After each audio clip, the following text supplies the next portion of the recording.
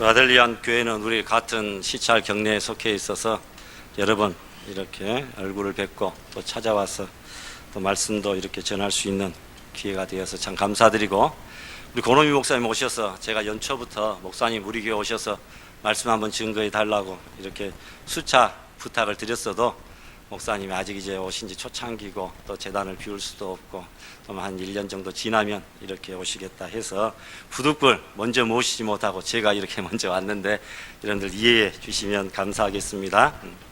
아델리안 교회가 올해로 11주년, 하나님의 은혜 가운데 2007년 이렇게 설립하여 가지고 참 하나님께 큰 영광 돌리고 우여곡절 겪었지만 그러나 현재가 중요하지 않습니까? 평안하고 행복하고 아름다운 모습으로 든든히 서가고 하나님 앞에 예배하는 그런 모습들이 있는 것을 볼 때에 우리 노예 그리고 시찰에 속한 모든 교회와 목사님들이 얼마나 감사한지 모릅니다. 특별히 하나님께서 이 시대를 통하여 또 택하사 우리 아델리안 교회에 딱 적합한 귀한 목사님을 특별히 또 보내주셨습니다. 하나님께서 이 일들을 계획하시고 진행하시고 또 마무리까지 하실 줄을 믿습니다. 고노미 목사님은 참 이제 제가 선배로서 온 것이 아니라 시찰장으로 왔으니까 말씀은 드리는데, 같은 대학에 이렇게 다니면서 군목 선후배 이렇게 하면서 목사님이 저하고 벌써 30년, 올해로 딱 30년째 그런 만남과 사귐이 이어져 오고 있는데 얼마나 귀하고 훌륭한 목사님인가. 군 목사님이 오신다 말씀 들을 때에 참으로 잘됐다 이런 생각들을 하고, 앞으로 우리 교회가 진리 가운데서 더욱더 든든히 서며 하나님 앞에 더 부흥하는 아름다운 역사만 있어지기를 축원합니다. 우리 교회는 104주년 됐습니다. 선교사님들이 세운 교회고요. 그리고 그때 광주 지역 초창기 선교할 때에 미국에 있는 선교사님들이 교회 종을 3개를 가져오셨다고 했는데, 하나는 양림교회, 하나는 지금 현재 광주 제일교회, 그리고 하나는 우리 광주 알곡교회. 알곡교회가 100년 전에는 내방교회로 시작해서 상무대가 옆에 있었으니까 상무제일교회, 그 다음에 상무대가 떠나니까 광현교회, 그리고 한참 교회가 분열과 싸움과 다툼이 한 9년 있다가 다시 새롭게 시작하자 해서 알곡교회로 이름을 계속 바꿨지만 그 나머지 한 개의 종이 우리 교회에 있습니다. 일제시대 때 공산 치하 시절에 그 종들을 전부 다 수탈해가고 빼앗아 가려고 하니까 일제시대 때는 화장실에다가 똥칸이죠. 거기는 누가 뒤져보질 않으니까 거기다가 그냥 숨겼답니다. 그리고 공산 치하 시절에는 우물물 속에다가 이렇게 집어넣고 그 종을 지켰는데, 아쉽게도 양림교회에 있는 종 하나는 수탈을 당하고 현재 모습을 감추었다. 그 종의 연도를 살펴보니까 1886년이라고 오늘 이렇게 우리가 종탑에 올라가서 확인을 하고 왔는데, 미국에서 선교 기념으로 이렇게 종을 제작해서 원래 있던 종을 그렇게 가져왔는데, 한국에 들어온 선교사들이 가져온 종이 가장 이른 것이 1884년이라 그래가지고 우리가 지금 혹시 그 연도가 어떻게 되나 살펴봤더니 한 2년이 더 늦더라고요. 어찌됐건 하나님께서 그 순교의 피값으로 우리 한국의 교회들을 세워주시고, 이 아델리안 교회도 우여곡절이 많이 있었지만 오늘날 이런 아름다운 모습으로 하나님께 영광 돌리게 된 것 감사하게 생각하고, 두 분 장로님과 또 안수집사님들 전 성도들이 합심 협력하여 오늘보다 더 나은 내일 이루어야 되지 않겠습니까? 지금까지 돌린 하나님께 대한 영광보다 앞으로 돌릴 영광이 더 크고 풍성할 수 있기를 소망합니다. 권 목사님이 말씀을 잘 전해 주실 거라 생각하고, 저는 남의 교회 왔는데 내가 무엇을 가르칠 것은 없고 우리 신앙생활의 가장 기본적인 이 예배 생활에 대해서 잠깐 강조하고 마치려고 합니다. 이스라엘의 갈릴리 바다, 사해 바다가 있습니다. 둘 다 호수인데 너무나 커서 바다라고 이야기를 합니다. 여러분, 갈릴리호 바다는 길이가 20, 폭이 10입니다. 10km입니다. 엄청나게 크죠. 그러니까 호수가 아니라 바다라 이야기합니다. 그것보다 8배가 더 큰 바다가 밑에 있는 염해, 사해 바다가 있습니다. 그런데 여러분, 비록 크기는 작지만 갈릴리 바다는 살아있고, 덩치는 크지만 염해 바다, 사해 바다는 죽어있는 바다로 우리가 잘 알고 있죠. 왜냐하면 사해 바다는 물이 들어오고 또 나가는 데가 갈릴리 바다는 들어오고 나가는 데가 있는가 하면 사해 바다는 들어오기만 하고 나가는 데가 없기 때문입니다. 살아있는 바다, 죽어있는 바다가 있듯이 우리 성도들도 살아있는 성도, 죽어있는 성도가 있다라는 것이죠. 여러분, 그 기준이 뭐냐?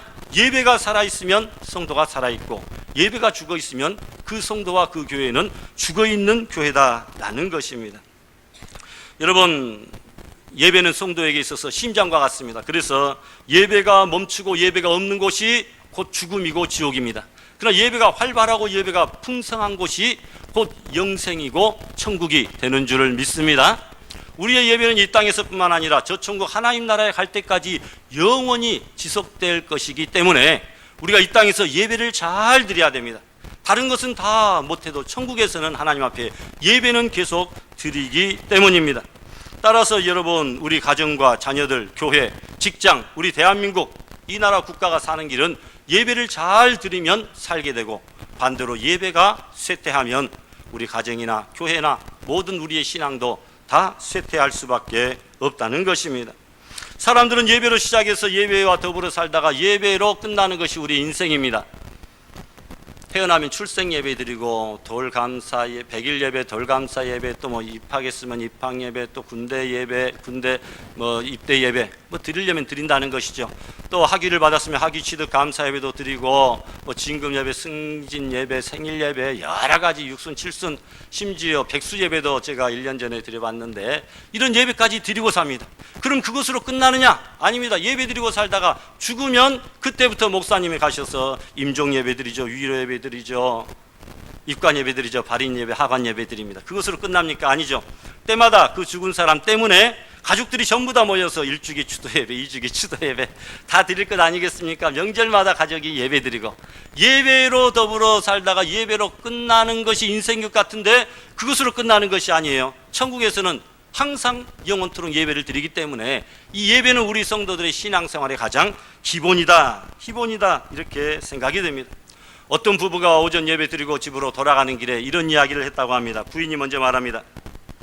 여보, 김 집사님 댁 자동차가 3000cc로 바뀐 거 봤어요? 남편이 대답합니다. 나 못 봤는데. 여보, 박 장로님 사모가 밍크코트 입은 거 봤어요? 나 못 봤는데. 그리고 오늘 설교할 때 목사님 넥타이가 조금 삐뚤어진 거 봤어요? 나 못 봤는데. 오늘 찬양 드리는 그 집사님의 입술 루즈가 너무 진한 거 아니에요? 나 못 봤는데. 아니, 당신은 예배 시간에 무엇하고 있었길래 그 모든 것을 다 못 봤단 말이에요? 졸고 있었어요? 하고 아내가 핀잔을 줍니다. 남편이 뭐라고 말합니까? 목사님의 설교하실 때 너무나 십자가의 대속의 은혜가 너무나 감격스러워 눈물이 앞을 가리워서 내가 다른 것은 아무것도 못 보고 예수님과 십자가만 보았다네 라고 대답을 했다는 겁니다. 여러분, 무엇을 느끼셨습니까? 아내는 예배를 보았고 남편은 예배를 드렸다라는 겁니다. 예배는 보는 것입니까? 아니면 드리는 것입니까? 당연히 드리는 것이겠죠. 예배를 보시는 분은, 예배를 받으시는 분은 오직 한 분, 하나님밖에 없습니다. 그런데 우리가 하나님의 위치에 서서 월권행위를 해가지고 우리가 예배를 보겠다, 우리가 관객으로서 예배를 구경하겠다, 있을 수가 없다는 것입니다. 반역행위입니다. 엄청난 실수입니다. 그래서 예배는 드리는 예배가 있고 보는 예배가 있습니다. 영국으로 따지면 관객은 예배를 보는 자요, 그리고 배우는 연극을 드리는 자다. 따라서 여러분, 성도들은 예배를 드리는 배우가 되고 이런 관객이 되어서는 안 되어야 된다는 것입니다. 성도가 관객으로 가만히 예배 시간에 입도 벌리지 아니하고 기도에도 동참하지 아니하고 앉아있으면 그것은 예배를 보는 관객입니다. 배우는 연극에 늦어서는 안 되죠. 예배에 늦으면 안 됩니다. 있을 수가 없는 일이죠. 배우는 연극이 끝나기도 전에 자리를 이탈하지 않습니다. 우리 성도들도 목사님의 축도와 배웅이 끝나기 전에, 성도의 교제가 끝나기 전에 집으로 돌아가면 안 된다는 것이죠. 배우가 졸면 연극이 되어서는 안 됩니다. 예배 시간에 졸면 안 되고 신령과 진정으로 하나님 앞에 살아있는 예배를 드려야 됩니다. 배우는 연극의 내용을 정확히 파악합니다. 성도들도 예배 시간에 목사님의 설교의 내용과 주제를 잘 파악해야 됩니다. 배우는 감정 가지고 있죠. 예배를 드릴 때 우리가 벅찬 감격과 구원의 감동을 가지고 하나님 앞에 예배에 참석해야 됩니다. 배우는 관객을 만족시키는 데 최선을 다합니다. 우리 모든 성도들도 하나님 홀로 예배를 받으시는 하나님께 영광을 돌리기 위하여, 하나님을 만족시키기 위하여 예배 시간에 최선을 다하는 성도들이 되시기를 바랍니다. 제가 보니까 여러분들은 예배를 보는 성도가 거의 없고 거의 대부분이 예배를 드리는 성도 되신 것 같아서 감사합니다. 여러분, 오늘 목사님이 본문 말씀 읽어주셨는데 성공적인 예배가 무엇인가? 사마리아 수가성의 한 여인과 예수님과의 대화입니다. 첫 번째로는 육체의 목마름에서 시작해서 정신적인 심리적인 목마름으로 진행하다가 결국은 종교적인 목마름으로까지 나아갑니다. 구원에 대해서, 예배에 대해서 예수님과 대화를 합니다. 어떻게 예배를 드리는 것이 성공적인 예배인가? 바로 본문에 나와 있듯이 영과 진리로, 예전 개역 한글에는 신령과 진리로, 진정으로 드리는 예배다라는 것입니다. 영으로 드리는 예배는 무엇입니까? 성령의 도움으로, 성령에 의지하여, 그리고 성령의 임재 속에 드리는 예배가 영으로 드리는 예배입니다. 아무리 교회에 열심히 나와서 예배를 많이 드려도 성령의 도움이 없이 드리는 예배는 죽은 예배입니다. 성령의 감동과 감화가 있어야 됩니다. 여러분, 엘리야가 갈멜산에서 원수 850명과 대결합니다. 그들이 야오전부터 오후 5시까지 11시간 동안 옷을 찢고 살을 피를 내며 자기의 신들에게 불을 내려달라고 기도하지만 응답이 없습니다. 마지막 남은 1시간을 이용하여 갈멜산에서 엘리야가 여호와의 살아계심을 나타내달라고 단 한 번 기도했을 때 하늘에서 불이 내려와 돌과 흙과 물과 재물 모든 것들을 다 태워버린 것이죠. 여러분, 살아있는 예배는 응답이 있습니다만 죽은 예배는 응답이 없다는 거예요. 오늘 여러분, 살아있는 예배를 드림으로 하나님 앞에 응답받고 기쁨으로 돌아가는 성도들이 되시기를 바랍니다. 교회 나왔다고 다 참되게 드리는 것 아니라 거짓 예배, 형식적인 예배들도 많습니다. 가톨릭은 얼마나 형식이나 예전 전통들을 따르는지 모릅니다. 주변에 보니까 예배 시간에 늘 지각하는 사람, 예배 시간에 습관적으로 조는 사람, 예배 시간에 딴 생각하고 시계 보는 사람, 다 거짓된 예배, 형식적인 예배를 드리는 사람입니다. 이런 사람은 예배를 많이 드려도 은혜를 받지 못합니다. 우스갯소리인데 여러분, 설교 시간에 나타나는 여러 가지 반응들을 누가 정리를 했습니다. 눈은 설교하는 목사님을 향해 있는데 마음은 출장 가 있는 멀대파들이 있다고 합니다. 설교는 신경도 쓰지 않고 설교 시간에 주보 밑줄 긋고 또 그 주보에 혹시 틀린 글자가 없는가 교정까지 보는 꼼꼼파가 있어요. 여러분, 또 졸다가 말씀과 상관없이 아무 때나 고개를 끄덕거리는 나홀로 아멘파, 다른 사람은 아멘 안 하는데 혼자서 고개를 끄덕거립니다. 여러분, 설교에 수면제로 생각해서 설교 시작할 땐 벌써 눈 감습니다. 축원합니다 하면 벌써 그때 이제 정신이 드나 봐요. 잘못된 것이죠. 여러분, 설교 시간에 성경 읽기로 본문과도 상관없는 자기가 좋아하는 성경 따로 읽어가는 나홀로 독서파도 있습니다. 여러분, 어떤 사람은 졸다가 습관적으로 조는 사람이 있어요. 무조건 좁니다. 새벽 예배 때도 졸고 좁니다. 목사님이 가만히 보고 있다가 너무나 속이 상하니까 이 시간에 혹시 지옥 가고 싶으신 분 있으면 손을 번쩍 들어보세요 이러니까, 졸다가 손 들어봐라 그러니까 깜짝 놀라서 그리고 손 들었다가 그 권사님이 얼마나 창피를 당했나, 그런 이야기도 있다는 겁니다.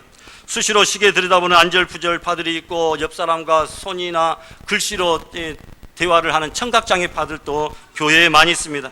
찬송 부를 때 우리 교회 안수 집사님인데도 불구하고 입도 뻥끗하지도 않는, 여러분, 립싱크 붕어파는 그래도 괜찮아요. 입은 좀 뻥끗하니까 입을 딱 다물고 있는데 왜 그런지 내가 한번 물어보고 싶은데 시험 들까봐 물어보지를 아직도 못하고 있습니다. 예배 시간에 누가 왔나 안 왔나, 숫자가 몇 명이나 왔나 이리저리 두리번거려보는 경비파들도 있는 것을 볼 수 있습니다.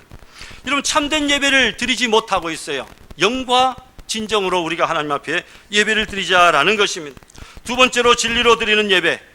여러분, 내가 곧 길이요 진리요 생명이라 예수님이 말씀하셨죠. 하나님께만 영광 돌리는 예배가 여러분 진정으로 드리는 예배입니다. 어떤 목사님 칠순 예배를 교회에서 드리니까 참석을 했는데 중간 순서에 사회자가 자녀분들 다 손주들까지 나와서 그 목사님한테 절을 하는 순서가 있었어요. 절을 하려고 하니까 목사님이 손을 사례를 치면서 거절합니다. 여기는 교회니까 하나님만이 절을 받으셔야 되고 나는 절은 집에 가서 받겠습니다 해가지고 그런 말씀하실 때 얼마나 마음이 기뻤는지 모릅니다. 어떤 사람이 시골에서 부흥회를 참석해서 처음으로 예수님을 믿었습니다. 은혜를 받았습니다. 집으로 돌아가서 부흥목사님이 가정예배를 드려야 된다, 이 말이 생각나가지고 온 가족 식구들을 다 불러 모았습니다. 여러분, 자기가 성경을 찾을 줄도 읽을 줄도 해석할 줄도 찬송을 부를 줄도 기도할 줄도 아무것도 모르는데 이제 다 모아놨는데 당황스럽습니다. 어떻게 해야 될지. 그래서 가만히 보니까 목사님이 설교 시간에 할렐루야 하면서 하나님께 영광 돌리는 그 모습이 참 좋아 보여서 자, 지금부터 나를 따라해라 하면서 시킵니다. 여러분들도 한번 저를 따라해 보십시오. 하나님 만세, 예수님 만세, 성령님 만세. 만세 삼창으로 예배를 마쳤다라는 겁니다. 순수한 예배, 하나님만 드러나는 예배였습니다. 하나님이 기쁘셔서 웃었을 것입니다.